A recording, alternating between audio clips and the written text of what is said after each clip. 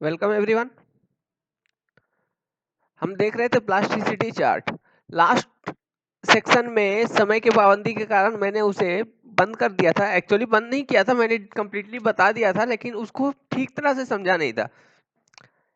इस वाले लेक्चर में, इस वाले वीडियो में हम ये देखेंगे प्लास्टिसिटी, फिर से एक बार प्लास्टिसिटी चार्ट को रिवाइज कर लेंगे और एक दो न्यूमेरिकल बनाएंगे क्लासिफिकेशन के ऊपर बेस्ड ऑन सॉइल क्लासिफिकेशन।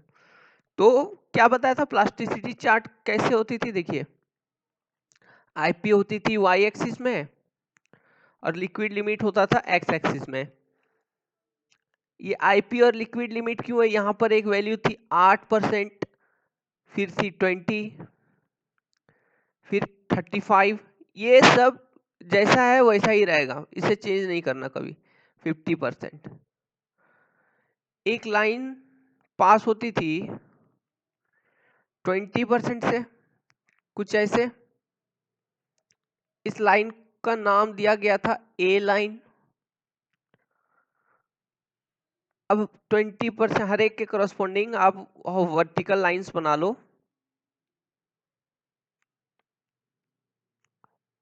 ताकि रेंज का पता चले। ये लिक्विड लिमिट्स,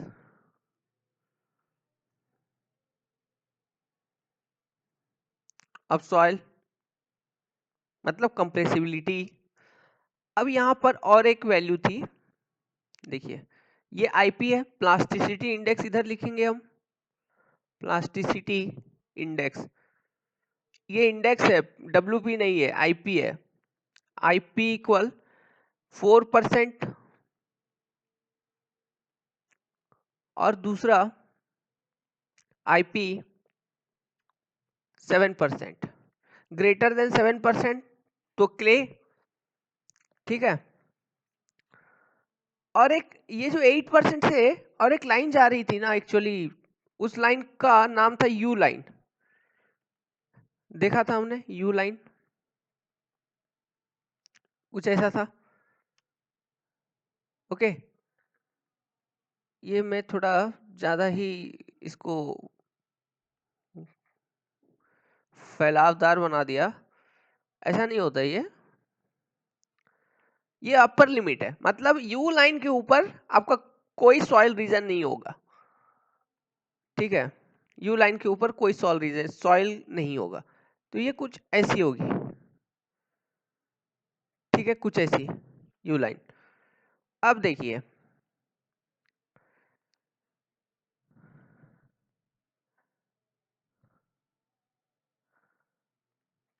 क्या करना है, ये 7% के करस्पॉन्डिंग आप जस्ट लाइन ड्रॉ करिए और ए से कट कर दीजिए, इससे इसके करस्पॉन्डिंग भी ए से कट कर दीजिए। तो ये जो पोर्शन मिल रहा है ना, यही है हैच्ड पोर्शन। हैच्ड, ये यू लाइन, ठीक है। तो मैंने क्या बताया, ए लाइन के बिलो, ए लाइन का इक्वेशन है, ए लाइन का इक्वेशन होता था A line 0.73 times liquid limit minus 20%, क्योंकि 20% का ऑफसेट है। तो इसका मतलब अगर सॉइल कोई आपको गिवन है और उसका लिक्विड लिमिट 20% से अधिक नहीं है, तो आप ए लाइन का कॉन्सेप्ट यूज नहीं करोगे। समझ में आ रहा है ना क्यों बोला था मैंने? देखिए, परसेंटेज फाइननेस ग्रेटर देन 20% आ रही थी, ठीक है, इसलिए हम यूज कर रहे थे ए लाइन का कॉन्सेप्ट। अब इंटरमीडिएट वाले में कैसे यूज होता है उसको भी देख लेंगे। उसमें सिर्फ आईपी का वैल्यू हम लोग चेक कर लेते हैं ना, आईपी का वैल्यू चेक कर रहे थे। और यू लाइन का equation, equation for U line क्या हो जाएगा? 0.9 ये liquid limit minus 8%। U line के above no soil, no soil lies above U line, कोई सॉइल नहीं होगी यू लाइन के अबव, ओके, नो सॉइल। अब देखिए, जब लिक्विड लिमिट 35 से लो होती थी वो क्या होती थी, लो कंप्रेसिबल सॉइल, और 35 से 50 के बीच में कंप्रेसिबल और इंटरमीडिएट कंप्रेसिबल, और 50 से अधिक हाईली कंप्रेसिबल। अब मैंने बताया कि जो हमारा सॉइल है उसके अंदर जो कैटेगरीज हैं वो है सिल्ट, क्ले और ऑर्गेनिक को हम क्लासिफाई करते हैं यूजिंग प्लास्टिसिटी चार्ट। ये क्या है, प्लास्टिसिटी चार्ट है, प्लास्टिसिटी चार्ट। इस चार्ट को यूज किया जाता है 3 सॉइल को क्लासिफाई करने में, सॉइल को, फाइन ग्रेन सॉइल को 3 कैटेगरीज में क्लासिफाई करने के लिए, और कोई कैटेगरी नहीं है, यही 3 है, क्ले है, सिल्ट है और ऑर्गेनिक सॉइल। तो अब ऑर्गेनिक सॉइल के बारे में बताया था कि ऑर्गेनिक सॉइल जो होती है वो लो प्लास्टिक होती है, लेकिन मैंने ये तो नहीं बताया था ना, लो प्लास्टिक होगी मतलब आईपी ऑब्वियसली 4 से नीचे होगी उसके, तो वो सिल्ट के साथ होगा। सिल्ट में क्या है देखा हमने कि आईपी लेस देन 4, तो ए लाइन के बिलो जितने भी सॉइल होंगे सिल्ट होंगे, बिलो ए लाइन सिल्ट। अब एबव ए लाइन क्या हो जाएगा, तो उल्टा क्ले जो बच गया आपके पास, क्ले सॉइल। अब देखिए ऑर्गेनिक कहाँ आ जाएगा, किस रेंज में आ जाएगा, देखिए ऑर्गेनिक के बारे में बताया था कि वो लो प्लास्टिक सॉइल है या फिर नॉन प्लास्टिक है, लेकिन कंप्रेसिबिलिटी उसकी हाई होती थी क्योंकि लिक्विड लिमिट कहाँ होता था, देखो 40 से 50%, मैंने ये बताया था आपको। ओके, तो ऑर्गेनिक सॉइल 40 से 50 है और उससे भी अधिक हो सकता है, हाई हाई लिक्विड लिमिट होता था उसका। तो ऑर्गेनिक सॉइल आप क्या कहेंगे, किस रेंज में आ जाएगी, इंटरमीडिएट रेंज में आ जाएगी क्या, और हाई रेंज में आ जाएगी। सो यहां पर कौन कौन सा सॉइल होगा, एम सिल्ट के लिए high compressible M H, O H high compressible organic soil, यहां एम आई ओ आई, यहां पर सिर्फ एम एल। उसी तरह से ए लाइन के एबव कौन कौन सा सॉइल, सी एच ओनली, इधर मतलब 7% का जो ये लिमिट है इसके ऊपर ही होगा, क्ले होगा तो ठीक है। समझने का कोशिश करिए मैं क्या बोल रहा हूँ, ये 7% के ऊपर मैंने सी एच लिखा और यहाँ लिखूंगा सी आई। अब इस लाइन के अलावा भी लिखूंगा मैं, लेकिन यू के अंदर लिखूंगा सी एल, मतलब intermediate compressible clay, low compressible clay, high compressible clay. So this is the plasticity chart. अब मुझे लगता है कि प्लास्टिसिटी चार्ट समझ में आ गया होगा। चलिए अब कुछ प्रॉब्लम्स बनाते हैं, मैं फोटो अपलोड कर दूंगा प्रॉब्लम का, क्वेश्चन का, आप उसे पढ़ लीजिए। अगर आप देख रहे हो, अगर नोट्स लिख रहे हो तो कॉपी में नोट भी कर लीजिए क्वेश्चन को, फिर मैं उसे सॉल्व कर दूंगा। मैंने सॉल्यूशन बनाया हुआ है, लेकिन कैसे बनाया है वो मैं डिटेल में बता दूंगा। चलिए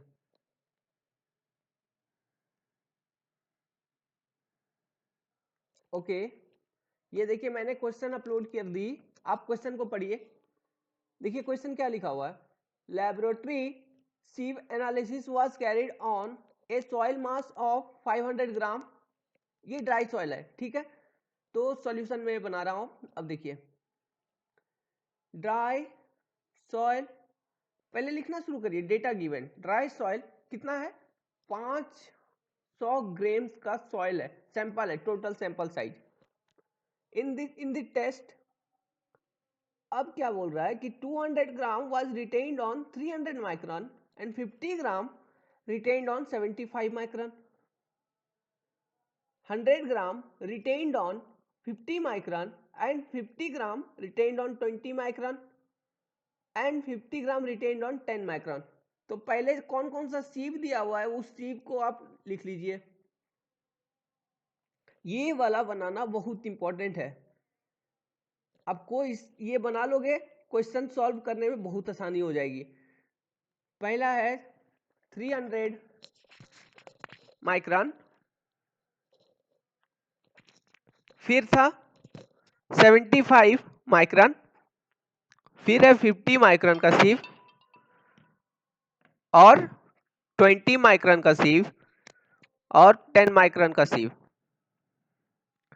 सो 300 माइक्रोन पे रिटेन्ड मास कितना है आउट ऑफ 500? 500 आपने डाला, इस पे रिटेन कर गया 200 ग्राम, तो पास कितना किया होगा? 300 ग्राम्स। अब इस पर रिटेन्ड कितना हुआ? 75 माइक्रोन पर, देखिए 50 दिया हुआ है क्या? 50 ग्राम, तो पास कितना किया? 250 ग्राम।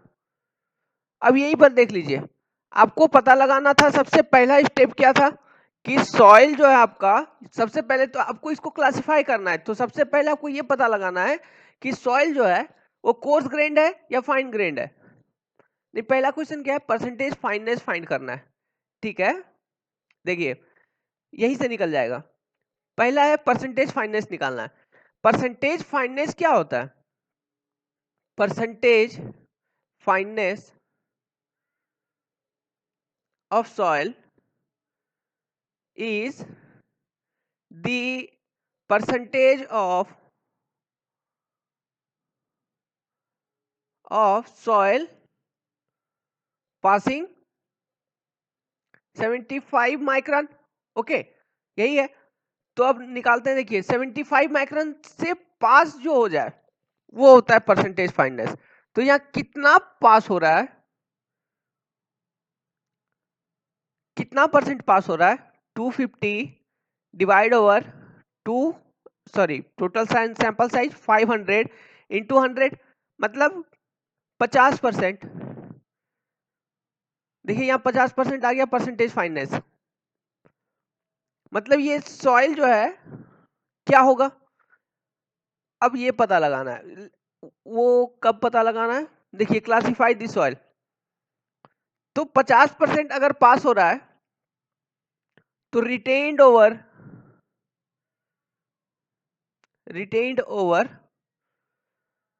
दी 75 माइक्रोन सीव कितना होगा? 75 माइक्रोन सीव पर कितना रिटेन्ड किया? 50% ओनली। मीन्स सॉइल इज, अब डायरेक्टली यहां से बोल दोगे soil is course soil, course soil.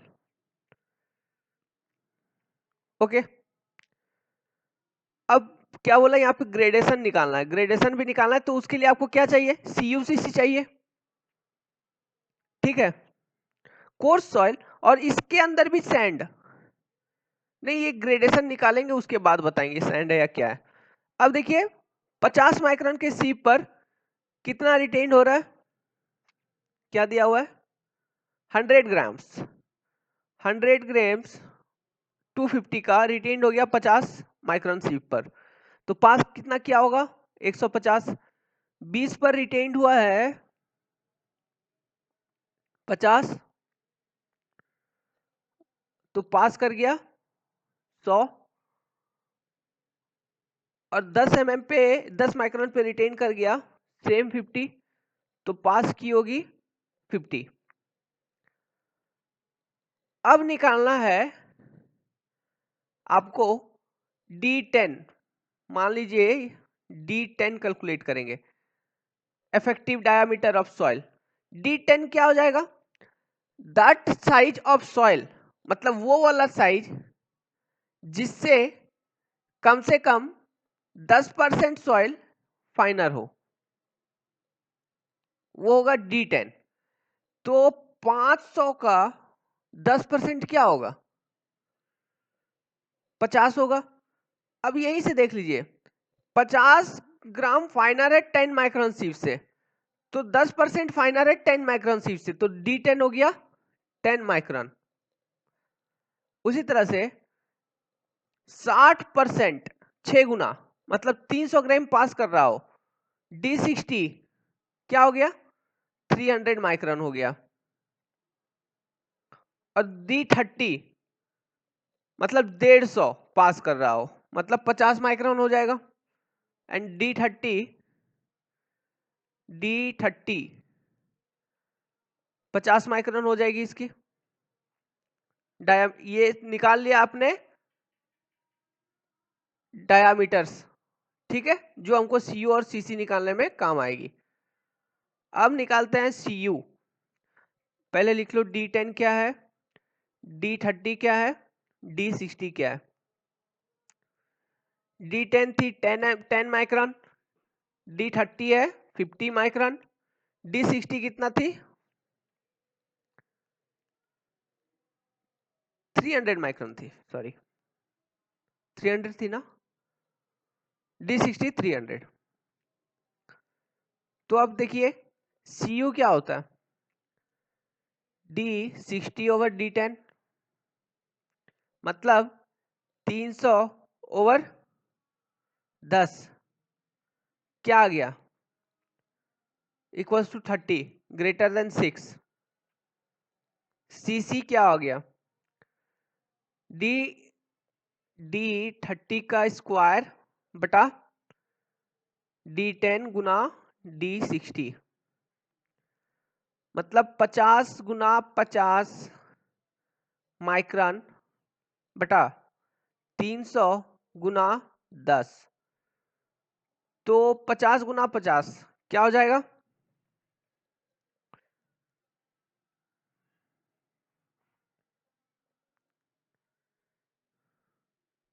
25।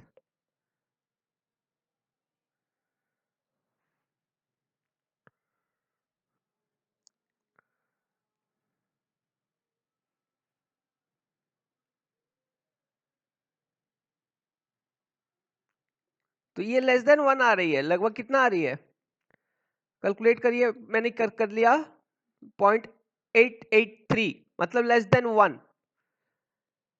Not okay.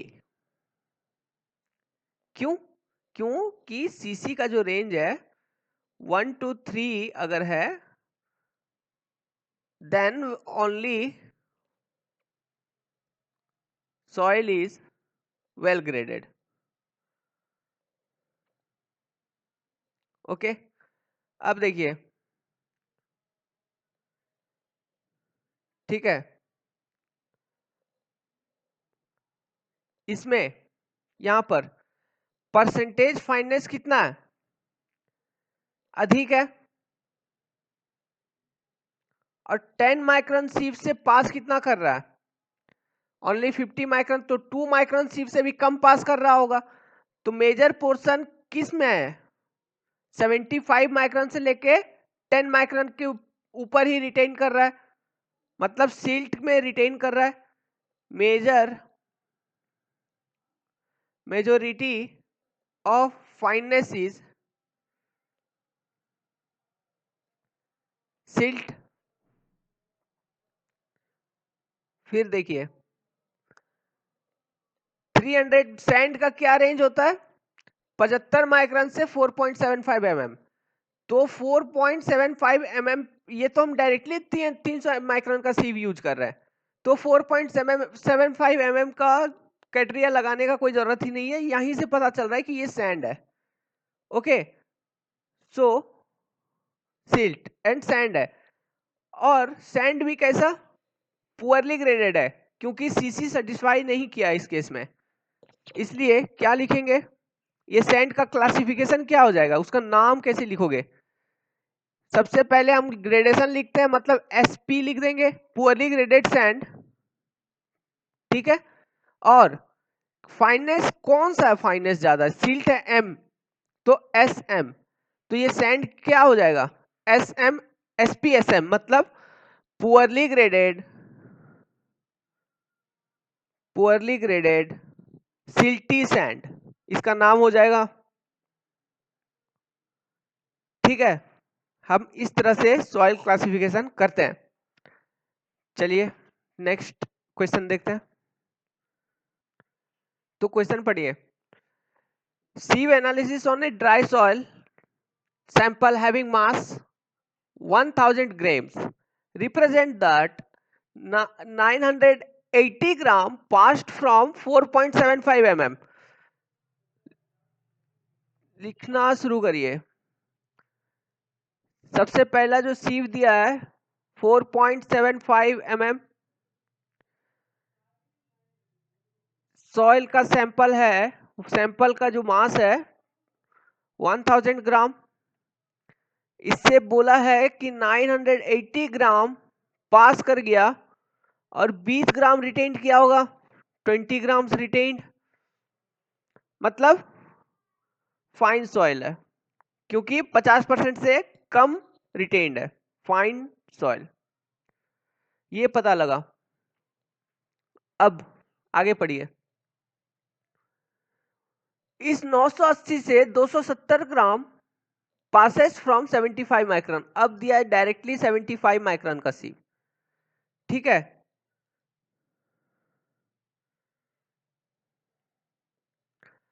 मतलब 980 से कितना पास कर गया, 270 पास कर गया, तो रिटेन्ड कितना किया, 710 ग्राम रिटेन्ड कर गई, ठीक है। अब लिक्विड लिमिट दिया हुआ है 40% and plastic limit 18%।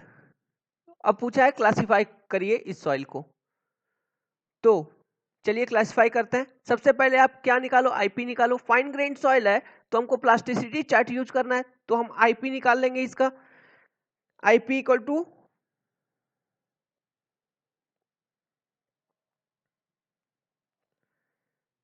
Just a minute, मुझे कैलकुलेटर ऑन करने दीजिए। आईपी देखिए क्या हो जाएगा इस सॉइल का, 40 माइनस 18, 22%। अब आप प्लास्टिसिटी चार्ट बनाने का कोशिश करो, ठीक है। प्लास्टिसिटी चार्ट कहां से कहां आती थी, 20, 35, 50। अब देखिए ये तो है लिक्विड लिमिट ना, और ए लाइन कुछ ऐसे होती थी, दिस इज ए लाइन। इसका इक्वेशन था 0.73 लिक्विड लिमिट माइनस 20। तो अब देखिए कि जो हमारा गिवन सॉइल है उसका लिक्विड लिमिट कितना है, 40%, ठीक है। हमारा सॉइल का लिक्विड लिमिट है 40%। इसका मतलब ये कहीं यहां होगी, इसका मतलब ऑब्वियसली वो इंटरमीडिएट कंप्रेसिबल रेंज में है। अब वो सिल्ट है या क्ले है ये पता लगाएंगे हम इक्वेशन ऑफ ए लाइन को यूज करके, क्योंकि मैंने कहा है कॉन्सेप्ट ऑफ ए लाइन हम यूज कर लेंगे अगर लिक्विड लिमिट का परसेंटेज 20 से ज्यादा हो, क्योंकि यहाँ 20 आपका इंटरसेप्ट है। तो देखिए 0.73 इंटू 20 हो जाएगा, 40 माइनस 20, 20 कितना आता है,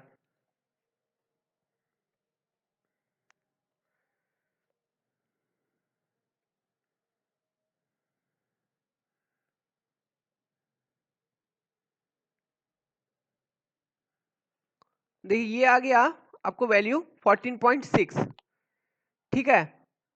मतलब यहां पर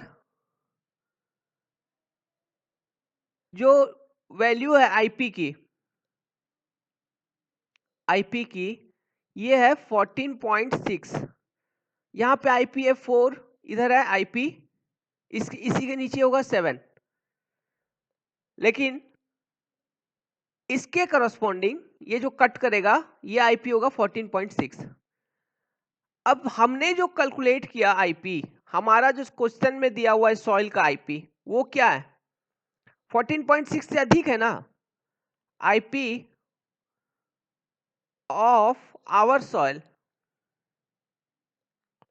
greater than 14.6, so soil lies above a line, मतलब सॉइल कहीं यहां होगी।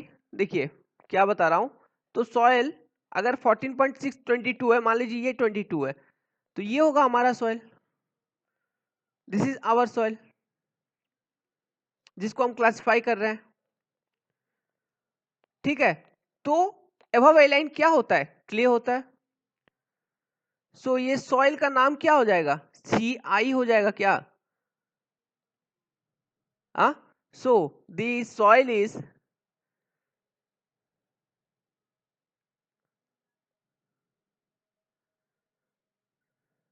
CI आप ऐसा लिख दोगे यही चेक करके। लेकिन एक चीज तो चेक करना भूल गए कि देखिए ये वाला पोर्शन निकालना क्या था, पहले ये निकालना था। तो मतलब ये गलत बनाया मैंने, ऐसा नहीं करना है।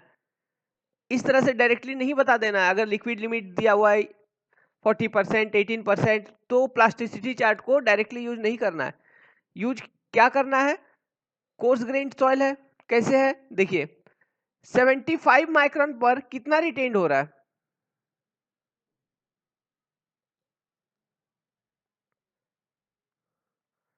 सॉरी ये मैंने यहीं पर गलत कर दिया था, sorry for that, sorry very much. 75 micron पे कितना रिटेन कर रहा है, कितना परसेंट, आप उसको निकालो। ये टोटल रिटेन कर रहा है 710, 71%, 71% रिटेन्ड। तो ये सॉइल है कोर्स सॉइल,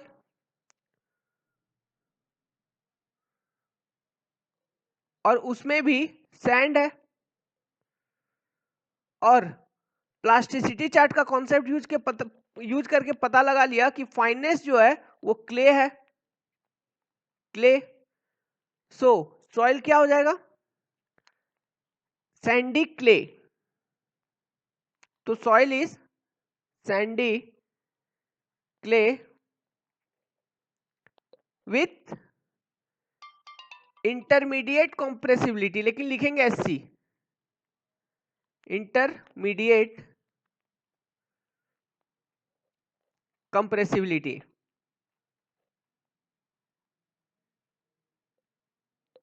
ओके, तो डॉक्टर है कौन, 75 माइक्रोन। ध्यान रखिए जैसे मैंने अभी किया एग्जाम में वैसे ही हो जाता है।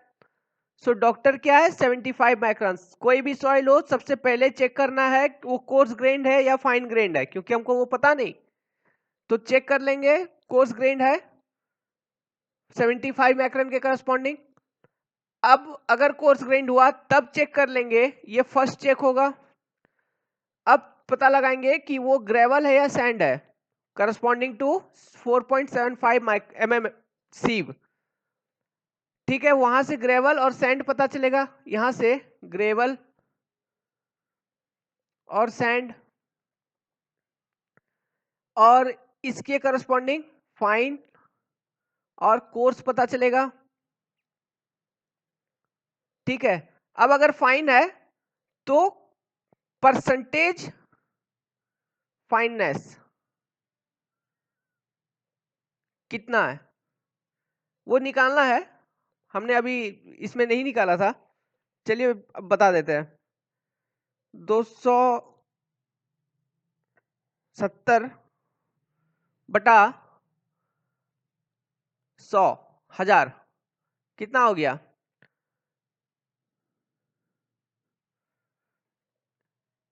Into 100, 27%, greater than 12%। ठीक है, इसीलिए हमने प्लास्टिसिटी चार्ट का कॉन्सेप्ट यहां पे यूज किया था। चलिए ये दोनों कॉन्सेप्ट डिस्कस कर लिए, एक कोर्स ग्रेन का और दूसरा प्लास्टिसिटी चार्ट को यूज करके कैसे बताएंगे कि सॉइल कौन सा है। और एक क्वेश्चन सॉल्व कर ले क्या, मतलब जिसमें इंटरमीडिएट हो फाइननेस, मतलब 5 से 12%। चलिए नेक्स्ट क्वेश्चन, ये देखिए ये मिल गया नेक्स्ट क्वेश्चन। इस क्वेश्चन को पढ़िए, इसमें आपको इफेक्टिव डायामीटर का वैल्यू दिया हुआ है, D10 दिया हुआ है 1 mm। तो लिख देता हूं जो क्वेश्चन में डेटा दिया हुआ है, पढ़िए पहले। A result of sieve analysis of soil 750 gram, soil sample का साइज है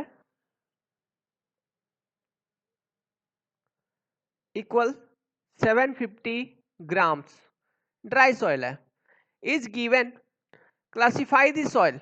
अब सीव एनालिसिस का ये डेटा है और ये डेटा ये इन्होंने पहले से दे रखा है।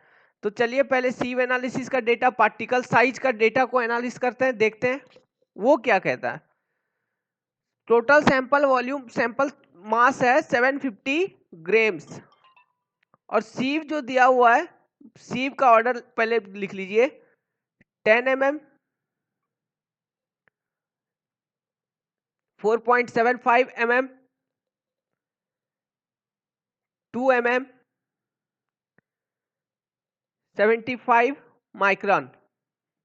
ठीक है, ये ऑर्डर दिया हुआ है सीव्स का। अब कितना रिटेन्ड हुआ है किस पर, वेट रिटेन्ड दिया हुआ है, इस पर रिटेन्ड हुआ 200 ग्राम। तो पास कितना किया, 550 ग्राम। अब इस पर रिटेन्ड हुआ 4.75 mm पे 250, तो पास कितना किया 200, सॉरी 250 रिटेन्ड हो गया तो 300 पास कर गया, 300 ग्राम। अब 2 mm पे रिटेन्ड है 200 ग्राम, तो पास कितना हुआ 100 ग्राम। अब 75 माइक्रोन पर रिटेन्ड है 40 ग्राम,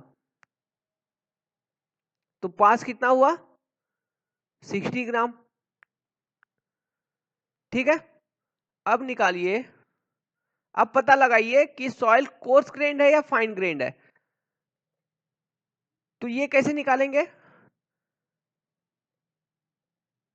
total weight of soil retained over 75 micron सीव। ठीक है, total weight of soil retained over 75 micron सीव, तो कितना रिटेन्ड हो गया 200 प्लस 250 प्लस 200 प्लस 40।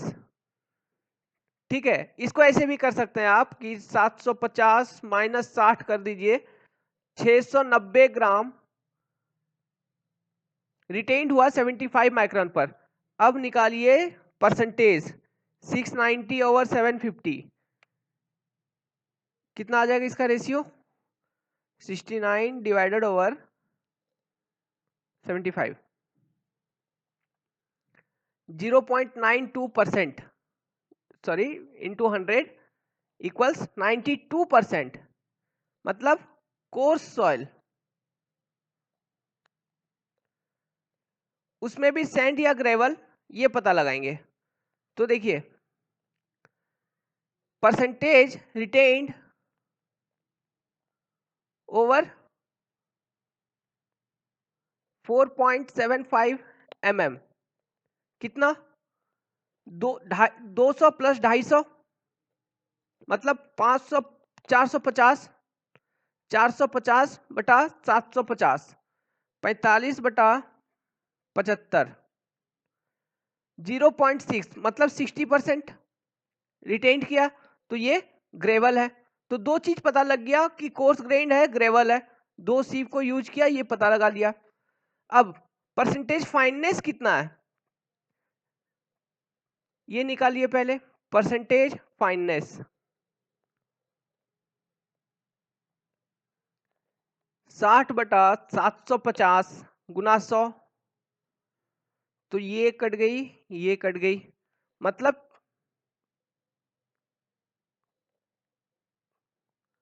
60 बटा 750,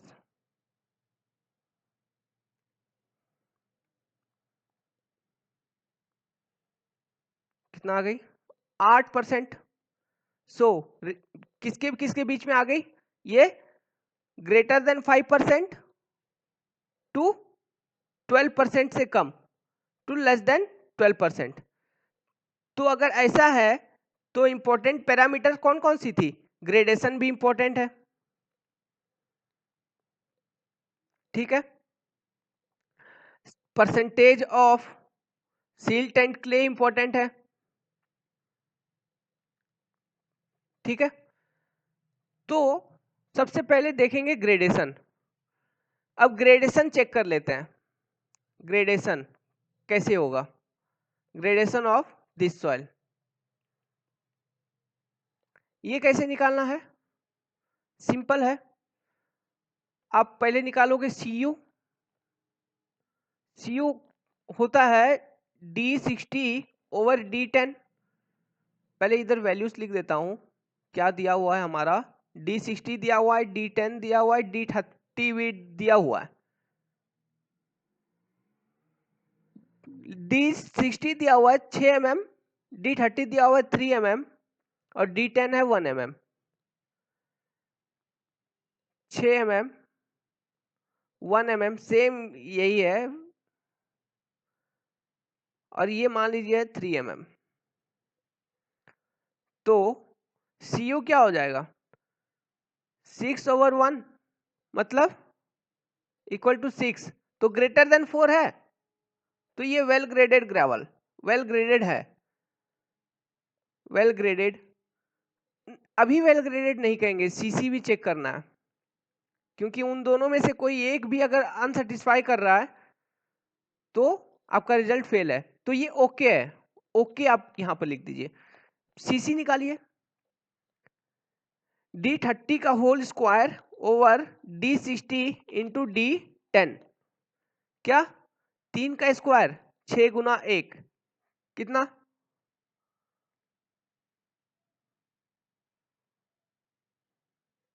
देखिए 9/6 डेढ़ आ गया, सो 1 2 3 है, तो हम क्या कहेंगे, वेल ग्रेडेड ग्रेवल। अब यहां तक पहुंच गए हम लोग, वेल ग्रेडेड ग्रेवल। अब देखिए परसेंटेज फाइनेंस भी तो इंपॉर्टेंट है, और परसेंटेज फाइनेंस में यहां पर आपको क्या दिया हुआ है, डेटा क्या है, लिक्विड लिमिट का डेटा है, ठीक है, WP दिया हुआ है, लिक्विड लिमिट दिया हुआ है 50% और प्लास्टिक लिमिट कितना दिया हुआ है 30%, तो IP कितना हो जाएगा 50 - 30 20, ठीक है।